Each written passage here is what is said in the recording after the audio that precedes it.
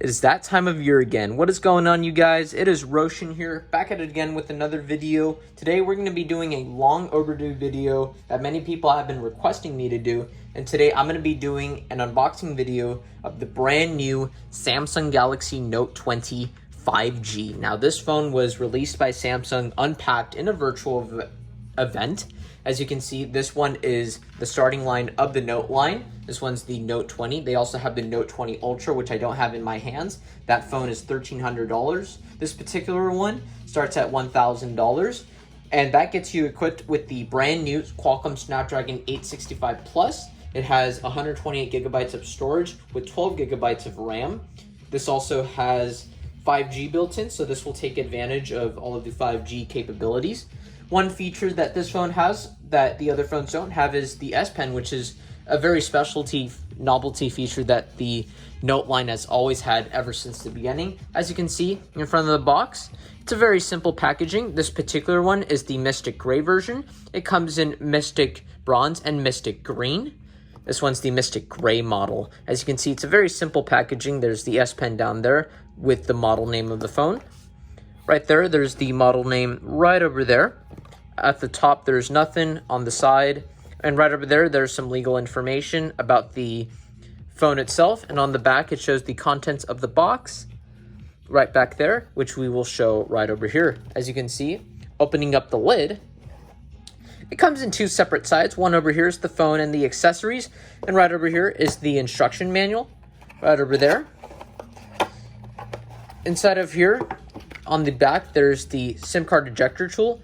And ejecting that out, it reveals a nano SIM. This phone does not have a micro SD card slot, which is really disappointing since other Samsung phones have had that for a very long time. Opening this out, we can see that it comes with a quick reference guide of the two right over there.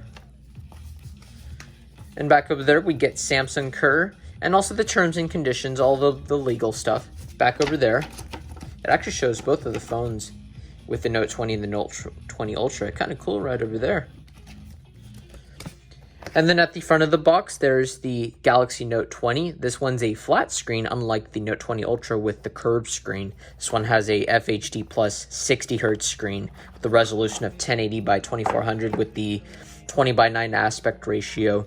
There's the back design. The back of it is made from plastic, which technically it's just still a polycarbonate plastic finish on a $1,000 phone. There's the aluminum side rails, glossy around the sides and then matte towards the bottom and top. And then there's the screen with the hole punch cut out. We'll go ahead and set that off to the side for now. As you can see right over there, there's a little sleeve to protect all of the accessories on the inside. And here, there's a SIM card. You won't be getting this in most of the models. Inside of here, this is the super fast charger, 25 watt power adapter with the USB-C insert. Really fast charger, of course. Inside of here, they would usually include S Pen replacement tips, but now they don't do that anymore. They would also used to have the USB-C earphones, but then they don't do that. So you'd have to contact customer support and let them know that you want them, and then they'll send them off to you. Inside of here is the USB-C to C charging cable. Go ahead and get that out. Right over there, there's the USB-C to C cable. It's a regular cable, 3 feet. It's not a braided cable or anything like that, but it will certainly get the job done. Now moving on to the device itself, this is a 6.7-inch device, so it's a pretty hefty device, pretty comparable to the iPhone 11 Pro Max. At the side of the phone, this is the left side. It's really clean. There's nothing right there. At the top, there's the nano SIM and nano SIM card tray. It's super long, which I feel like they could have put in a micro SD card slot in there. There's the microphone at the top. And on the right side, as you can see, there's the side rails with the side key, which can do multiple things such as power on, power off the phone, wake up Bixby, and you can open up any app as well too. There's the volume up and volume down button. At the bottom, there's the microphone, USB-C port, the bottom speaker, and also there's a top earpiece and the speaker right over there. There's the antenna rails, and then this is the S Pen. They actually put it on the right side simply because of the camera module. As you can see, it's a triple camera setup. And because of the module size, if they were to put the S Pen right on the right side, as you can see, it would actually touch the camera module, so it wouldn't even fit there. So that's why they put it on the left side. So it's going to take some time getting used to. So booting up the device right over here. As you can see, this one is running the latest version of Samsung One UI 2.5 on top of Android 10. Android 11 will be coming soon, around next week or two, around next month, whenever Google decides to release the update.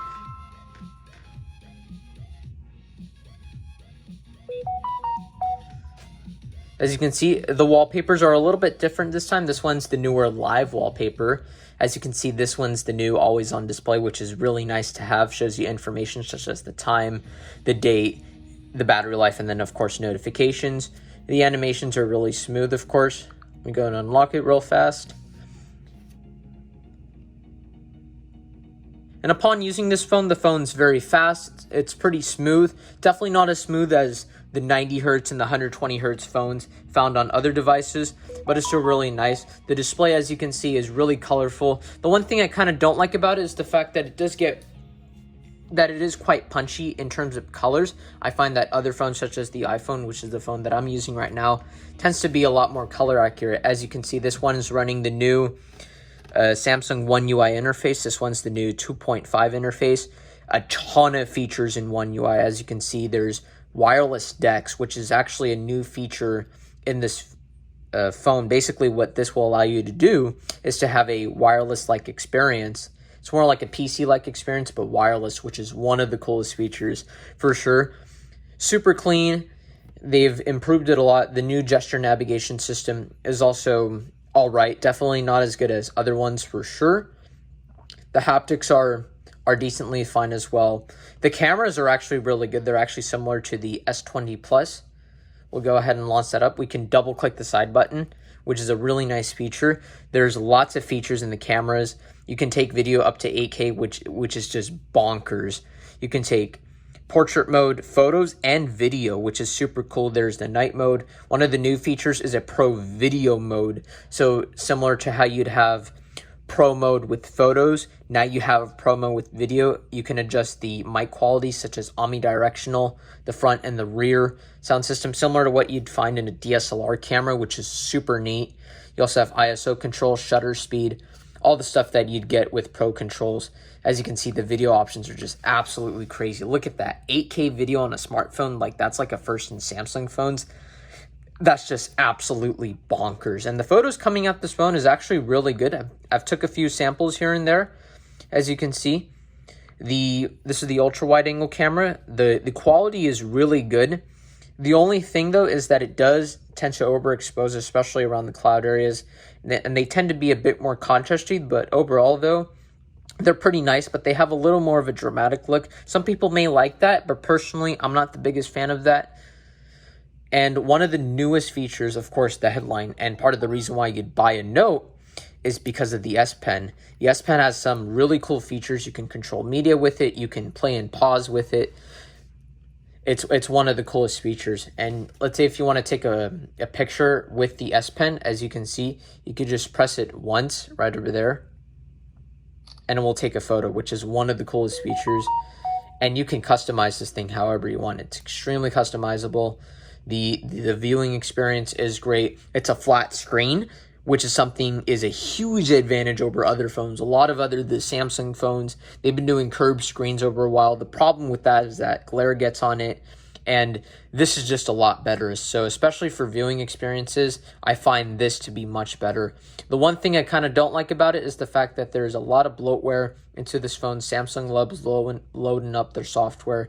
They just put a ton of it, but it kind of adds to that overall experience. They partnered with Microsoft to do all of their services, which is a bit strange considering the fact that obviously it's an Android phone, and they, partnered with Microsoft instead of Google. Updates have actually been really good, surprisingly. They've been getting them consistently, just as consistent as the Pixel phones, so that's really nice. The only thing that I've found that's a downside is that the speaker quality isn't as good as like other phones on the market. It is a dual speaker, but what I've noticed is that the dual speaker tends to be a little bit distorted. I will play some music, some NCS sounds, because obviously that's copyright free music.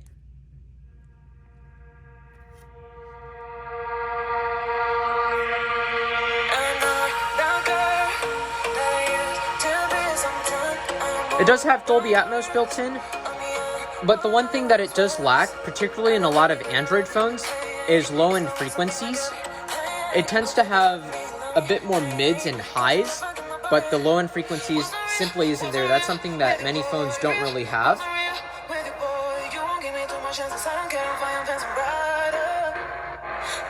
You also have S Pen controls when playing YouTube videos as well too, so you can press it once to play and pause. You can also double press to skip to the next video. There's a lot of actions with the S Pen. As you can see right over there, gives you guides right over there.